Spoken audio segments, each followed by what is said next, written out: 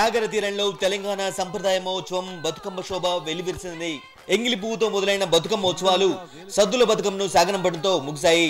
బతుకమ్మ సంబరాల్లో ఆఖరి రోజు జరిగిన సద్దుల బతుకమ్మ సంబరాలు అంబరాన్నంటాయి. ఇందుకు ఎల్బీ స్టేడియం, ట్యాంక్ బండ్ ప్రాంతాలు వేదికయ్యాయి.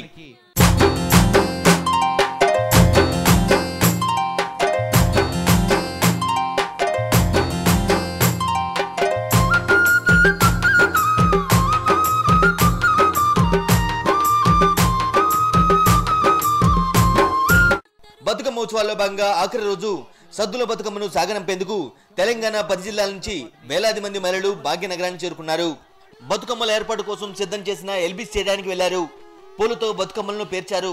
ఎంతో అందంగా ముస్తాబు చేశారు. అనంతరం అక్కడి నుంచి బతుకమ్మ శోభాయాత్ర మొదలైంది. కళాకారుల నృత్యాల నడుమ తలపై అందమైన బతుకమ్మలను పెట్టుకుని ట్యాంక్ బండ్కు బయలుదేరారు భక్తులు. ఎంతో కోలాహలంగా సాగిన ఈ వేడుకలో తెలంగాణ జాగృతి అధ్యక్షురాలు కవిత, డిప్యూటీ స్పీకర్ పద్మా దేవేందర్ రెడ్డి, పలువురు మంత్రులు పాల్గొన్నారు. తలపై సద్దుల బతుకమ్మతో మహిళలతో కలిసి ముందుకు కదిలారు కవిత. తెలంగాణ సంప్రదాయ మహోత్సవంలో పాల్గొనడం చాలా ఆనందంగా ఉందని కవిత అన్నారు. ప్రభుత్వం కూడా అన్ని రకాల ఏర్పాట్లు చేసిందని కొనియాడారు. ఎప్పుడు చేసుకునేటటువంటి సంబరాలే, వాటిని మేము కూడా కొనసాగిస్తూ ఉన్నాము.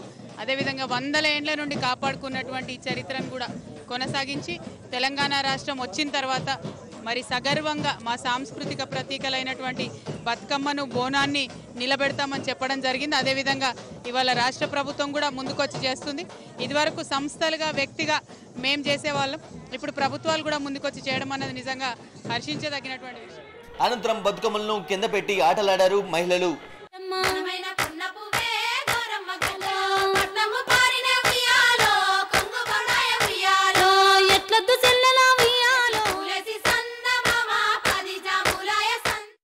ఆటల అనంతరం నిమజ్జనం కోసం ఏర్పాటు చేసిన ఘాట్లో పూజలు అందుకున్న బతుకమ్మలకు వీడ్కోలు పలికారు.